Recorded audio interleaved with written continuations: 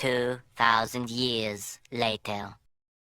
রোজ সকালবেলার মতন পিকু আমাকে ঘুম থেকে উঠাতে আসে, আর আমাকে ঘুম থেকে ওঠানোর মানে হচ্ছে ওকে নিয়ে ছাদে যেতে লাগবে। তার আগে নিজের বিছানাটা গুছিয়ে এবার ওকে নিয়ে ছাদে যাব। আর সে আমার আগে সিঁড়িতে পৌঁছে। আসলে এটা ওর মর্নিং ওয়াক করার টাইম। ও রোজ সকালবেলা ছাদে যায় মর্নিং ওয়াক করতে। তাই আমি ওর পিছে পিছে ব্রাশ করতে করতে দেখলাম আমার গাছগুলি প্রায় শুকিয়ে গেছে।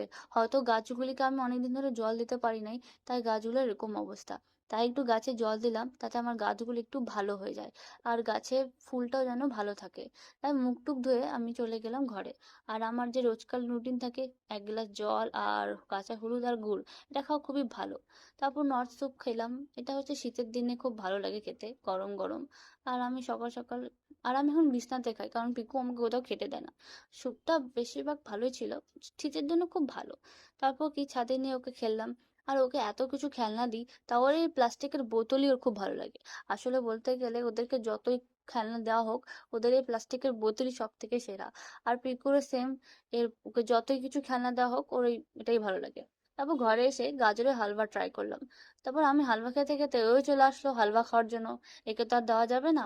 তারপর আমি আর আমার ভাগনা মিলে ফ্রেঞ্চ ফ্রাইজ ট্রাই করলাম। অনেকদিন পর আসছে তো, তাই ওকে একটু ফ্রেঞ্চ ফ্রাইজ খাওয়ালাম, ওরও খেতে ইচ্ছা করছিল। তো খালি ওকে কেন, এবার সবাই মিলে ফ্রেঞ্চ ফ্রাইজ খাচ্ছি আর এনজয় করতেছি, আর ওকে দেখো ওইও দেখতেছে ফ্রেঞ্চ ফ্রাইজ খাওয়া।